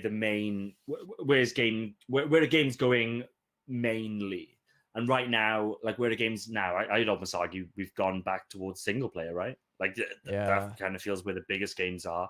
Then previous to that, it was Excuse me, Jordan. The Division 2 expansion is out tomorrow. We are all back in on MMOs. Yeah, right. You've just proved my point. But so and before that, it was kind of the Call of Duty scale multiplayer. I don't think MMOs, as much as millions and millions of people play MMOs in terms of the mainstream consciousness, I don't think we've got there. I personally would love to see games go further towards that MMO model, but keep like MMOs always come with the downsides of like if you think about Final Fantasy 14, you can't there's a lack of interactivity, a lack of you can't that world feels a little dead. Do you know what I mean? Yeah. And I think you get that with and it's a necessary evil of those types of games. I would like to see us get to the point where large scale MMOs, where there are thousands of people in a server, kind of feel like a game like Hunt Showdown, where it feels more visceral, it feels more personal, but actually there are a lot more people in that server. That's the ideal for me. But for now, I'm happy that there's multiple pools of different types of games. Yeah, we will see what happens. Just give me a Harry Potter MMO and a good Star Wars MMO, or an updated Star Wars: The Old Republic MMO. Harry Potter. Just imagine a Harry Potter. Just imagine like a Hogwarts MMO, and you went on these little missions to defeat stuff. You know, there's a Harry Potter game being made right now, right? It's not an MMO, is it? No. No. No, it's not. See, it would have been great with an MMO. We need to get into it. Yeah. Or it is a big RPG though. I'm down for that. I will. Well, I don't know. I don't know what it's like. Maybe it's gonna be some kind of mobile game in the end. Who knows? No, it's a big deal. Really? How is it? How Not they on announced with it? yet, but Okay. Have you been in the beta? You'll see. You sound really like in the know. you'll find out. Oh. You were playing Harry Potter without me. No. By the way, they had a really interesting thing. Impossible says they hope they scale PS Now back, because working with all the external companies is a slog, and the various iterations of smart TVs OSs are widely unreliable in terms of updates and bug fixing and performance. Oh God, I imagine. Like, that's why a lot of companies don't have Linux support, because apparently it's like, okay, you're Linux, so you got a problem with Linux? The game keeps crashing. Okay, what build is it? What are you using with this? And there's just so many different iterations that could go wrong. And apparently it's something like 50% of the support cases for games come from Linux players, but they only sell a tiny percentage of what actually to people who are playing on Linux. That's why a lot of people don't have Linux. If they don't have the Linux support for games. Also, Linux is for hackers. You got Linux, Jordan? Sorry if I'm offending you. And Hot Rob Bubba, thank you very much for the follow. Do you use Linux, Jordan? No. Why would anybody? Interesting tidbit. Do you know that the PS3 originally shipped with Linux? Yeah, and also didn't they promise Linux on like the Vita, and if you got it when they had Linux, they would give you some money back to get some. No, that games? was the PS3. So they eventually firmwared it out, and then obviously loads of neckbeards were like, "Wait a minute, I only bought my PS3 for the Linux, so I can go on the dark web through Linux and buy my pot." So Sony were like, "Okay, we'll pay you off. Shut up, idiots." PC and the native PS versions are the best ones for obvious reasons, but it's not perfect. But I was proud of what we got out of it, and we're able to when we were first to the market with that service, even though it's not as visible as we'd hoped. That's really cool, though. That I'll just underline that, and I've said on the show multiple times, but like PlayStation might not have in the long run, they probably won't win this game of the streaming services. They've been doing it for fucking years already. PS Now has been doing exactly what Microsoft is talking about, and they've been doing it well. So hats off. If you worked on it, good for you. That I think it's awesome. Yeah, I'm still angry with PS Now because I had to buy. I didn't have to, but I bought a PlayStation 3 because I couldn't. Red Dead Redemption 1 was only available on PS. I bought an Xbox One S because Red Dead Redemption was not available on PS Now in the UK. It was only available in the US. So I went and bought. Out of anger, I went and bought an Xbox One S, which I still use. I used last night. Because it's the only way I could stream Fight TV through my TV was through Xbox. Cool story, bro. Knew you were going to say that. All right. Well, Linux on the desktop will be a success for sure. Yeah. Who buys pot on the dark web? Nobody now. They go to the local pot shop. Who says pot? Mary Jane. Is that better? Gash. I don't think that's... I don't think you spoke that, did you? Oh, no. That's my other drug. I think gash is something else, isn't it? Hash. Do you mean hash? The devil. Gash is something else, Ben, yeah. I'll let you know what Gash is after the show, babe. Oh, yeah. Elegant Syntax, thank you so much for the raid. Came in at the worst point. We're trying to go through different names for cannabis at the moment. So thank you so much for the raid. How are you? Unfortunately, we're just about to get to the end of the podcast. But how are you doing anyway? Gash. Give you a shout out. Anyway, any more questions? We had some. It's really cool that we've got somebody that worked on PS Now in the chat. But the TVs were nothing compared to some of the janky smart Blu-ray players. Putting PlayStation Now on a weird Blu-ray player that's not Sony just sounds bizarre. Yeah, I think we've broken Jordan. Rig the evil heel, Aitsu and Elegant. Thank you so much for that raid. Oh, here we go. What are your thoughts on gamer entitlement? Here we go. Well, this is one of the reasons why I think we put, and Rick, thank you so much for the follow. This is one of the reasons why we put gamers as our most hated people of every year, don't we? Pretty much. The worst... It's either them or game journalists, yeah. Or Jordan. No, there's the Jordan. The biggest twat of the year normally is Jordan number 1, and then gamers second.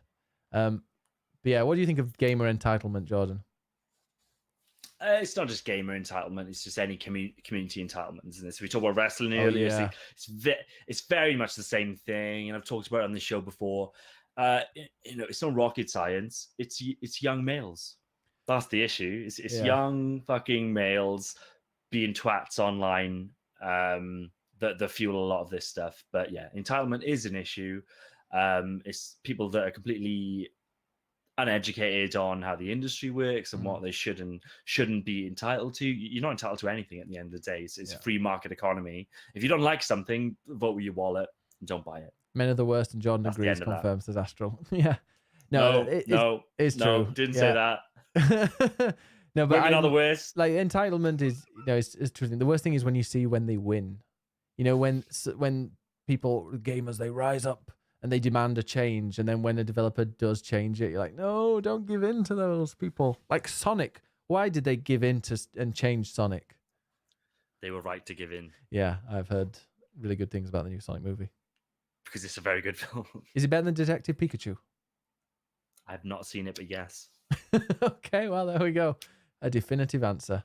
But anyway, we're going to call it a night now, because I've been streaming for quite a while, and all my energy went. Detective or Det for Active Pikachu was good. Sonic is so much fun. This good. We're now. That's one thing that this generation of consoles has done. It's brought about a new age of good video game turn movies. Sonic, Detective Pikachu, all the others. Mortal Kombat. Is that this generation? No. No, yeah, otherwise I'd have said Silent Hill. Why would I watch the Sonic film? It's good. Yeah. I've already played the games. Well, there you go. It's like Sonic 3D, but with slightly better graphics. That was your first mistake. Anyway, I'll be back tomorrow, 3:30. I'm going to be playing some Division 2, Warlords of New York DLC, and I'll probably be playing that most of the week. Next weekend, though, definitely some Hunt Showdown. But everybody who's in the chat, thank you very, very much for dropping by. And Kyril, thank you so much and everybody that came with the raids as well. It's been a pretty crazy stream. I've had a lot of fun. Follow me on Twitter, please. Twitter.com/BiggusBennus1. I'm also on the TikTok, BiggusBennus on there. Where I'm going to be I'm just posting clips from Twitch on there. Click play this podcast if you liked what you heard and you want to hear any more of them. We've got 119 other episodes on. If you just type click play into Spotify, which I can't type in the right chat. There we go. You can subscribe on there, and we will be back next Sunday for more click play action. And Jordan, when are you next streaming? Tomorrow. Oh, exciting! All right then.